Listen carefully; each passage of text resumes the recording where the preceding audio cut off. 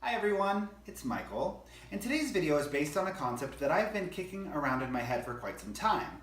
And that concept is community answers, meaning that you, the orchid growing community on YouTube, answer a question that I have that I just haven't been able to answer for myself. Now before I even get to what the specific question is, I have to say that I am somewhat hesitant to make this video. And even though it's my idea, I'm nervous because I want so badly to be the expert for you. I want so badly to offer you guys one answer about how to grow orchids and let that be that. But that's just not how these things work. And that's one of the joys of growing orchids. Every time you think you have things figured out, every time you think you have everything locked down, the little buggers prove that they've got a lot of personality and throw you a complete curveball. And this curveball just happens to be evading my understanding at the moment, so I defer to your knowledge, I defer to your understandings, and hope you can help me figure out what's going on. Now the question for today is, what is going on with my phalaenopsis orchids?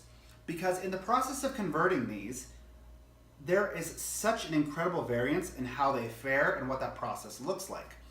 Now, some other semi-hydroponic growers say that phalaenopsis orchids just don't care for semi-hydroponics. Sarah Becker, for example, she said that they just do not care for it. And when I heard that, I kind of just chalked it up in my head to being, oh, they don't grow well in her environment. I'm using a heat mat, so it'll be different for me.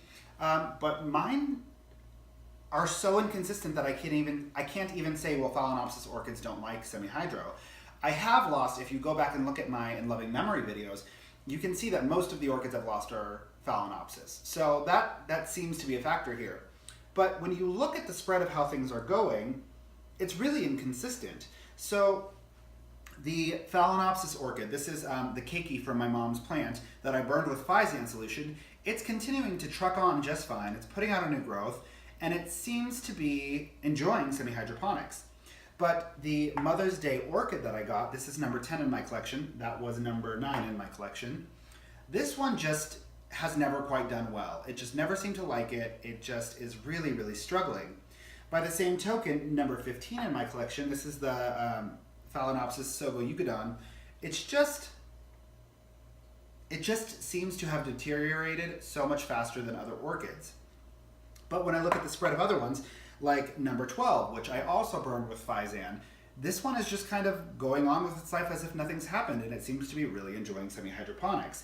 Number 1 in my collection, my mini phal, seems to really like it and is putting out another new leaf, and it seems to be growing some really nice green roots. You'll see this in greater detail during the August orchid collection update. So I'm just confused about what is causing this.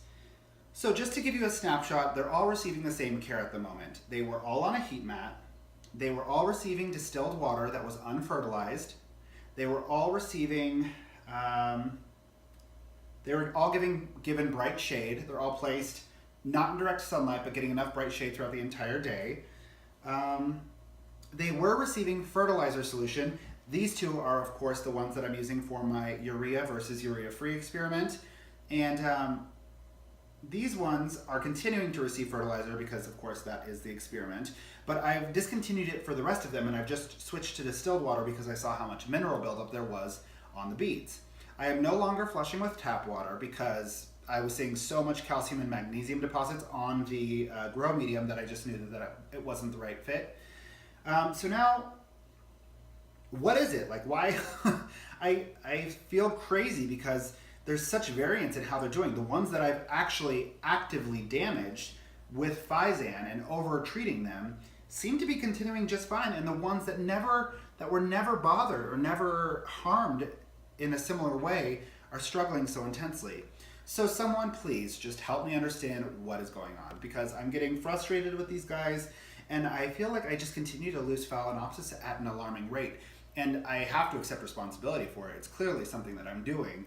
So your insights would be so greatly appreciated.